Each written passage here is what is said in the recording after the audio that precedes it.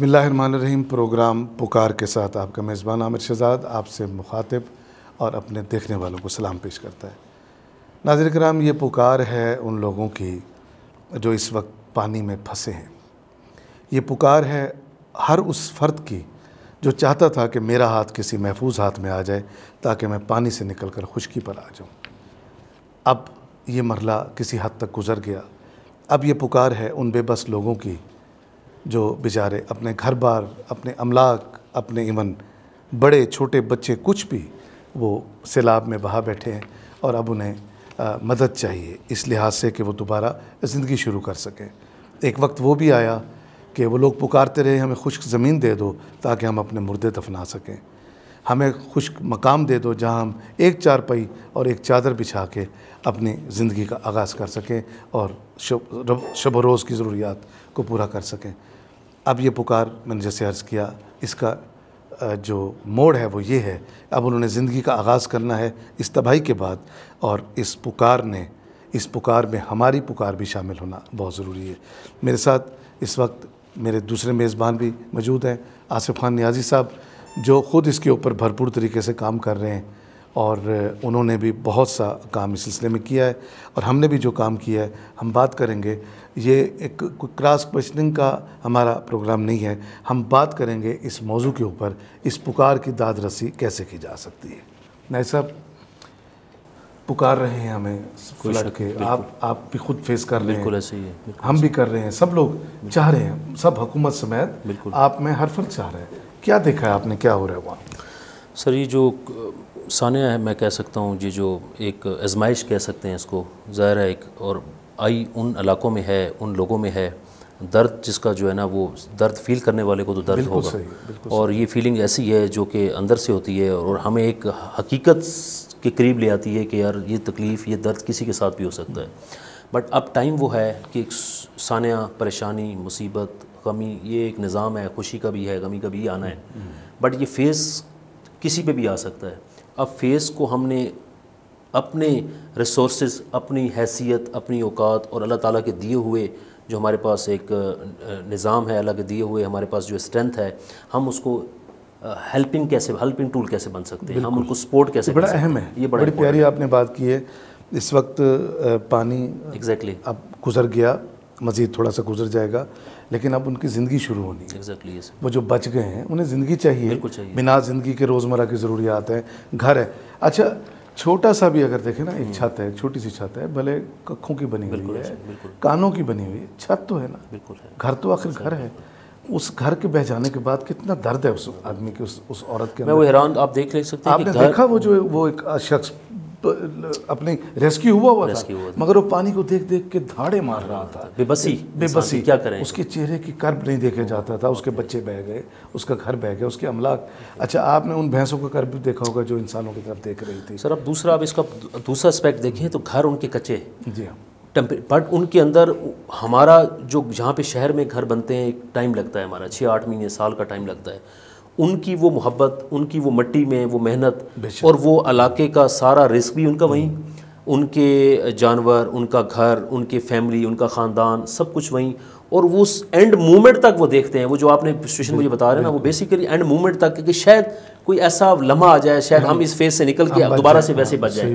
اس phase سے بچنے کے لیے اینڈ مومنٹ تک وہ 1% بھی لاسٹ چانس لیتے ہیں، رسک لیتے ہیں، اپنی زندگی تک کا قربان کرتے ہیں۔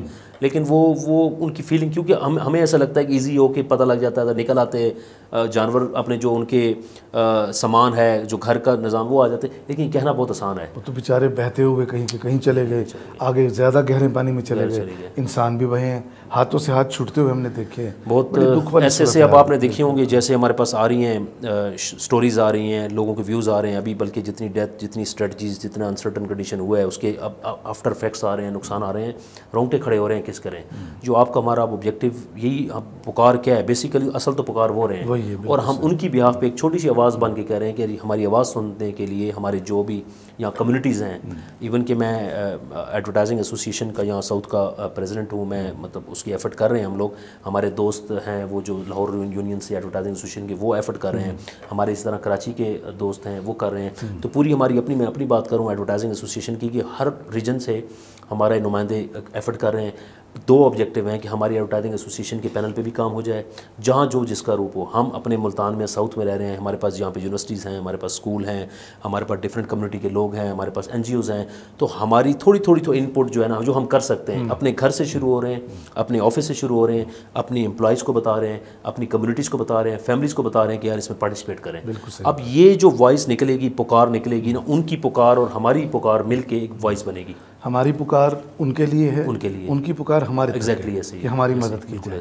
اچھا, آپ نے ایک تصویر دیکھی ہوگی, ایک بچہ جس کے اپنے کاندھے پہ وہ کاغذ چننے والی وہ بوری, اور وہ 10 روپے یا 5 روپے جو بھی, کتنا بڑا میسیج تھا یہ, کہ وہ ایک 10 روپے اس ڈبے کے گتے میں ڈال رہا ہے کہ بھئی ان کی داد رسی ہو جائے جو اس وقت مصیبت میں مبتلا ہے. اچھا, ایک چیز اور, املاک کا کتنا نقصان ہوگا. کتنے بڑے بڑے ہوٹلز اس وقت آپ نے دیکھے ہیں, وہ پانی کے ساتھ, دیکھیں پانی کا کوئی مقابلہ نہیں کر سکتے, پانی اپنا راستہ خود نکالتا ہے. ہماری بھی تو کوئی کوتاہیاں ہیں. ابھی میں نے باجوہ صاحب کا, ہمارے آرمی چیف صاحب کا بیان میں نے سنا, انہوں نے کہا جب آج سے 12 سال پہلے طوفان یہ آیا تھا سیلاب, جس جگہ پہ تباہی آئی تھی اسی جگہ دوبارہ ہوٹل بنانے کی اجازت دے دی. تو کوئی ذمہ وار ہے, کسی کا محاسبہ ہوا ہے. اب وہ کہہ رہے ہیں ان کے خلاف کارروائی ہوگی. اب تو اتنا نقصان ہو گیا, کروڑوں خربوں اربوں روپے کے ہوٹلز پانی میں بہہ گئے. ابھی آپ تھوڑی دیر پہلے ہمارا ایک بڑا امپورٹنٹ ڈسکشن تھی, ہمارے ایک دوست آئے ہوئے تھے کوئی صاحب, انہوں نے ایک بات کر رہے تھے کہ قانونیت کی, یہاں پہ لا رول آف لا نہیں ہے. اب یہ رول آف لا میں دیکھیں, اب ایک آپ ورک کر رہے ہیں, اگر اسی کو تھوڑا سا پلان کر لیں, اب یہی ہوٹلز, یہی کمیونٹی جو پتہ ہے ہمیں, اچھا ان کی مجبوری, ہم اگر گاؤں میں چلے جائیں تو دیکھیں مجبوری, انہوں نے وہیں کھیتی باڑی بھی کرنی ہے, انہوں نے وہیں گھر بھی بنانے ہیں, انہوں نے وہاں پہ بزنس بھی کرنا ہے, وہی کاروبار ہے, وہی روزگار ہے, وہی رہن سہن ہے ان کا, تو اس کی حفاظت ہونی چاہیے. اچھا وہ کرتے ہیں, پھر ہمارا ایک باؤنڈری ہونی چاہیے. اچھا یہ سلاب دیکھیں 2010 کے بعد یہ انہوں نے اب جو ایک انوائرمنٹل تبدیلی ہے, جو ایک انسرٹن کنڈیشن ہے ویدر میں انٹرنیشنلی ہے, وہ بیڈ لک ہماری پاکستان جیسے غریب ممالک جب اجابتی ہے تو ہمیں سنبھالتے ہوئے بڑی پرابلم ہوتی ہے. باہر کے ملک میں جو ڈیولپ کنٹریز ہیں ان میں سہولیات ہیں, بہتر ہے, اور آپ جو ہوٹلس انتظار کرتے ہیں, اب آپ یہ ہوٹلس کی بات کر رہے ہیں, حالانکہ کیا ہمیں اس ویو کے چکر میں, ریور ویو, کینال ویو, فلاں ویو, اس ویو کے چکر میں ہم اپنے پیسے کمانے کے لیے, ہم ویو دینے کے لیے ہم اسے 10 فٹ 20 فٹ پیچھے نہیں جا سکتے. یہ اب کیا ہونا ہے, رول آف لا, کیا فرق پڑے گا, چھوٹی چھوٹی اگر یہ کر لیں, کیا وہ جو ان کا اپنا نقصان ہوا ہے اب, کیا اس سے بچ جاتے؟ کتنا نقصان ہوگا یہ, میں کہتا ہوں ان کا ہوا ہے. پھر جو ان کو دیکھتے ہوئے آپ ایک دیکھیں, ایک رول بنا ہے, ایک ہوٹل بنا ہے, ایک گھر بنا ہے, وہ اپنے اس ویو کی چکر میں تو آپ نے کر لیا. اب جب ایک بندہ آپ جو فرنٹ پہ لے کے آئیں گے, آپ اس کی لائن دیکھ لیں, پورا روڈ دیکھ لیں, پورا علاقہ اس رول آف لا سے کٹ آف ہو گیا کہ آپ نے کسی نے بھی دھیان نہیں کیا. ذمہ داری تو ہے نا ہماری. ایگزیکٹلی ایسے ہی ہے. ہم مطلب قانون کو تو ایسے جانتے ہیں جیسے پتہ نہیں. بس اب جو ہو گیا سر, اس کو تو اب یہ ہماری اب دیکھیں, اس میں جو آبجیکٹیو میں سمجھتا ہوں کہ آپ کو بھی, ہمیں اپنا رول ادا کرنا ہے, ہماری گورنمنٹ کو بھی کرنا ہے, ہمیں ایسے رولس کرنے چاہیے کہ یہ انسرٹن کنڈیشن یہ تو ہر وقت ہے. آپ گورنمنٹ کی بات کرتے ہیں, میں تو اس نقطے پر بڑے دنوں سے پہنچا ہوں, اور اس دفعہ تو بالکل ہی پہنچ گیا ہوں کہ ڈیم ہمارے لیے کتنے ناگزیر ہیں.